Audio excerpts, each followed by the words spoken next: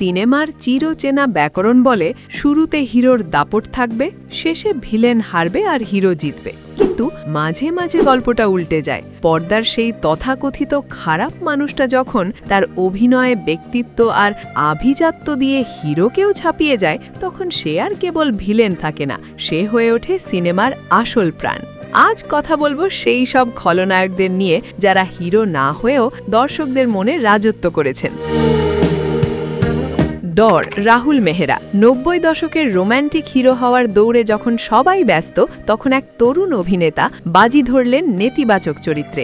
১৯৯৩ সালের ছবি ডর। ছবিতে সানি দেওল হিরো থাকলেও দর্শকদের মনে ভয়ের শিহরণ জাগিয়েছিলেন রাহুল মেহরা রূপী শাহরুখ খান। সেই আইকনিক ডায়লগ ক ক ক কিরণ আজও মানুষের কানে বাজে। হিরোর পাশে থেকেও এক ভয়ঙ্কর প্রেমিক হিসেবে শাহরুখ নিজেকে প্রমাণ করেছিলেন অপ্রতিদ্বন্দ্বী হিসেবে। পদ্মাবত, আলাউদ্দিন খিলজি। পদ্মাবতীকে ঘিরে গল্পের আবর্তন হলেও পদ্মাবত সিনেমার আসল আকর্ষণ কে ছিল? উত্তরটা সবারই জানা, আলাউদ্দিন খিলজি। রণবীর সিংহের সেই জানতব চাহনি, বন্য শরীরী ভাষা আর ক্ষমতার তীব্র লালসা দর্শককে মন্ত্রমুগ্ধ করে রেখেছিল।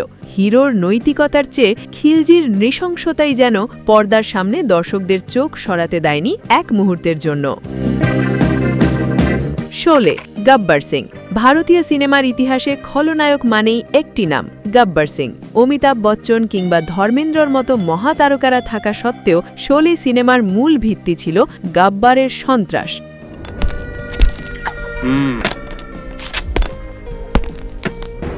कितने आदमी थे? सरदार, 2 आदमी। কিতনে আদমি থে, এই একটি ডায়লগেই আমজাদ খান নিজেকে নিয়ে গেছেন অনন্য উচ্চতায়। তিনি কেবল একজন ভিলেন ছিলেন না, তিনি ছিলেন একটা মাইল ফলক। ধুরন্ধর, সাম্প্রতিক সময়ের সেন্সেশন। আর আধুনিক সময়ের কথা বললে ধুরন্ধর সিনেমার কথা না বললেই নয়। এখানে খলনায়কের উপস্থিতি এতটাই তীক্ষ্ণ আর বুদ্ধিদীপ্ত যে হিরোর উপস্থিতি মাঝে মাঝে ফিকে হয়ে এসেছে। তার প্রতিটি চাল, প্রতিটি মুভ দর্শককে ভাবিয়ে তুলেছে। হিরোকে চ্যালেঞ্জ জানিয়ে সে নিজেই হয়ে উঠেছে গল্পের মূল চালিকা শক্তি। আসলে অভিনয় তো কেবল ভালো মানুষের সাজে নয়, বরং চরিত্রের গভীরে ঢুকে দর্শককে নাড়িয়ে দেওয়ার নাম।